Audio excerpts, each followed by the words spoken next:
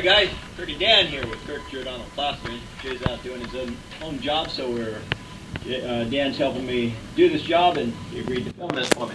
I need to show you folks something that I get a lot of questions asked, and that is in regards to foundations. And folks usually say, hey Kirk, I got a foundation, it's protruding out way past where we can't put a drip screed. Say for example, we can't put a drip screed like that, but we have to cover the mud-sill. Mud-sill's on top of this foundation. So a lot of folks have done some weird things over the years, and one of them is, I saw a fella, he jackhammered it all the way around the house, and he says, well, that worked, can you put your screed on? And I said, you know, that can work. However, I think you compromise the integrity of your foundation when you did that. A better way to do, guys, go with a Z-flashing. Now, what you want to do is, if you're going to go with a Z-flashing, is you measure your highest point.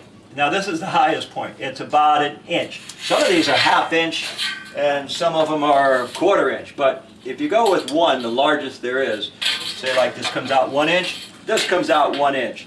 Although the contractor here got me a 1 inch flange. I prefer a 2 inch flange, but I'll show you how we deal with that too.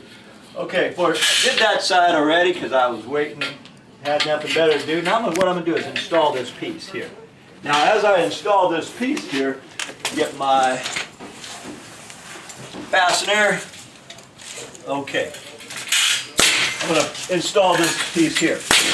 Now, the next thing I'm going to do is install a drip screed to counter this flashing.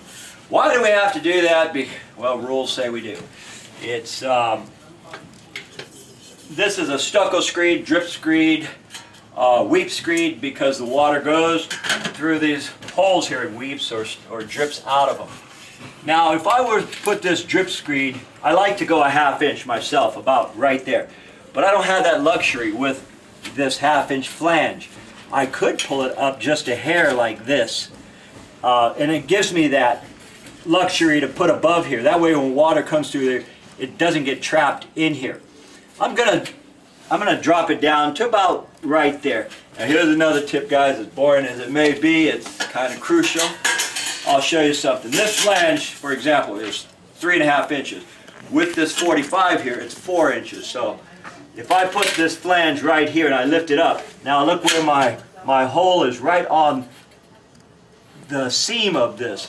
And water could go in here and with the wind get driven in back and damage that mud-sill. So here's what I'm going to do. Now, there's a lot of ways to do this, guys. You can take 10, 20 different types of flashing. You could even take roll flashing and put that roll flashing on top of here. Best way to do it is by 2 inch flashing, where it goes up 2 inches. Here's what I did on this side.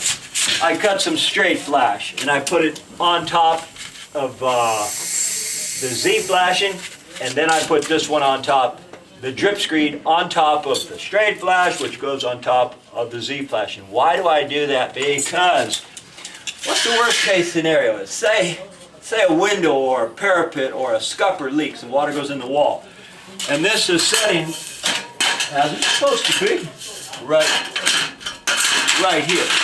Okay, now if we have a great painter, say, a great painter might just caulk this right here, and now there's nowhere for the water to come out. But if you lift it up, say just a hair, you don't have to lift it up a lot, but it should be lifted where it's not flat or flush with that. Now the water has a way to escape. So what I'm going to do, guys, is I'm going to take this straight flash, only because this straight flash I just happen to have on my truck. You can use a lot of flashing, and put this whole piece here. Hang this counter flashing, which is a drip or a weep screed, both mean the same thing, on it, and begin the paperwork just as I started.